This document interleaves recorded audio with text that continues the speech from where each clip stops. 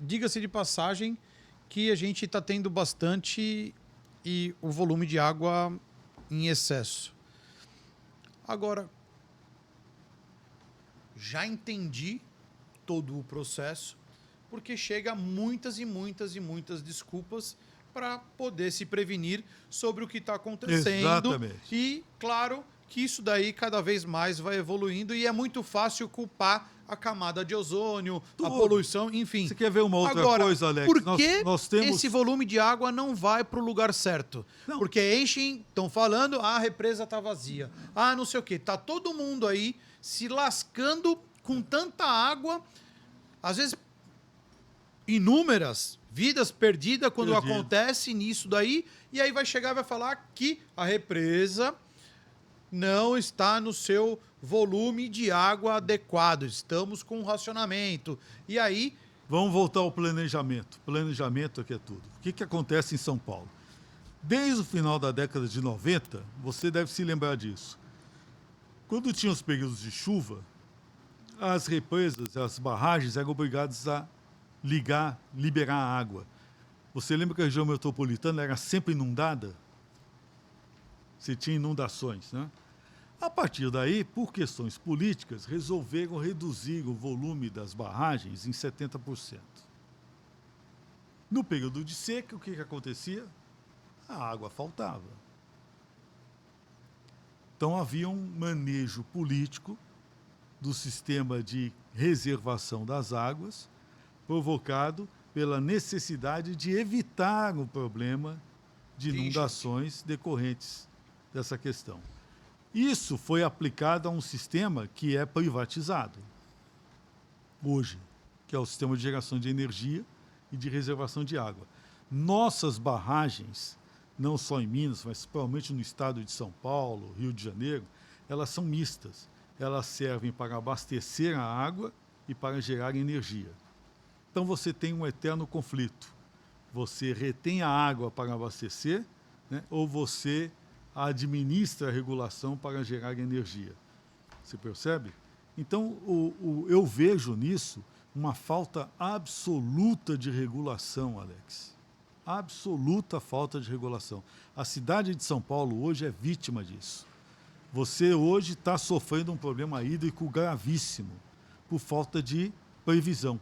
Ao mesmo tempo que nós temos falta d'água, nós temos um volume nunca visto de empreendimentos imobiliários dentro dos corredores da cidade de São Paulo. Não, isso daí o que mais tem? Não vai ter água. Né? O que acontece hoje? A Sabesp corta a água à noite ou reduz a pressão, né, para poder economizar, né, quando nós temos hoje cada vez mais um número enorme de torres sendo construídas sem previsibilidade. E em São Paulo toda, né? Toda. Paulo... Então, por exemplo, o que está faltando aqui? Uma avaliação ambiental estratégica do projeto. É possível conciliar? É.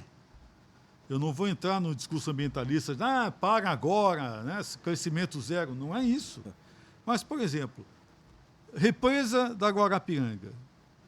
Né? Nós não temos um trabalho hoje de recuperação daquela represa como deveria. Por quê? Porque custa dinheiro. Nós não temos, por exemplo, um trabalho de bombeamento do litoral norte, da água salgada, para aquela represa que fica ali em cima em Taubaté, aquela região. Sim, acho né? que é isso mesmo, é. Tá certo? Porque não tem interesse econômico quando a gente já deveria estar enchendo aquela represa há muitos anos. Né? Você tem programas díspares que atendem a interesses econômicos de ocasião e políticos também. Falta uma estratégia, falta planejamento. Antigamente era mais habitável a Guarapiranga, né? Tinha mais esporte, tinha muito mais vida. E hoje você tem portos ali na Guarapiranga, né, em que você tem que colocar flutuante para poder chegar até no barco, tamanho volume de vegetais, né, que proliferam por conta do que eles chamam de alga azul, que nada mais é do que são bactérias, cianobactérias, que provenientes de esgoto. Por quê? Porque há uma ocupação irregular em massa né, da região dos mananciais. Agora, é um problema das mudanças climáticas? Não. Não. Isso é um problema de gerenciamento, de gestão. Nós fizemos 79 operações de OIDA, de defesa das águas, né, desmontando habitações irregulares na cidade de São Paulo no meu período. Fomos ameaçados pelo crime organizado e tudo mais.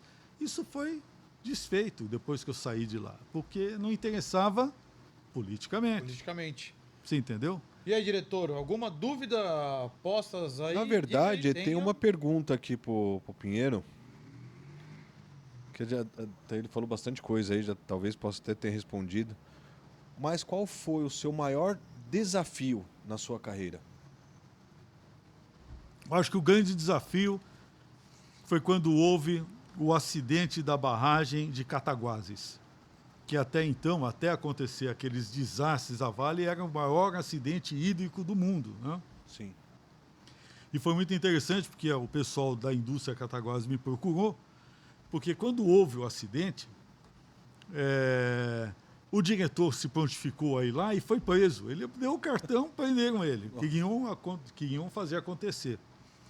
Na época, a governadora do Rio de Janeiro era a Rosinha Garotinho, vocês se lembram, Sim. né? Isso exatamente. Mas o acidente foi em Minas.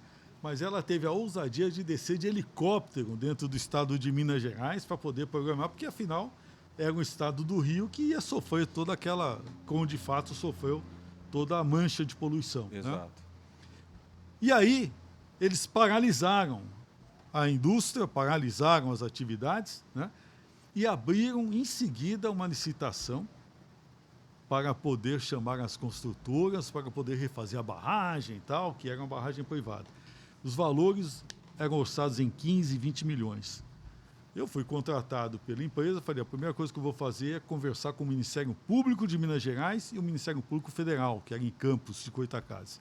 Cheguei lá e falei, olha, ou vocês vão ser cúmplices dessa atividade aqui, de licitação, por preços enormes, ou nós vamos fazer a coisa certa. A própria empresa, que é responsável pelo desastre, ela vai bancar a reconstrução da barragem e resolver.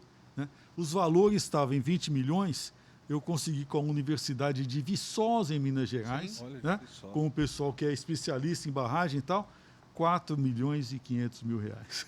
Caraca. E apresentei. Aí os caras recuaram. O Ministério Público deu uma recuada.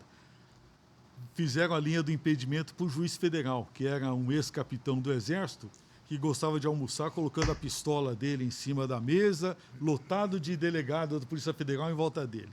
Eu acho que a gente está vendo algo similar hoje no Supremo, né? É verdade. Entendeu? Esse pessoal com crise de... Né? Precisa Autoridade. mostrar, né? Precisa mostrar, né? Tem algum problema psicológico, psiquiátrico nessa questão.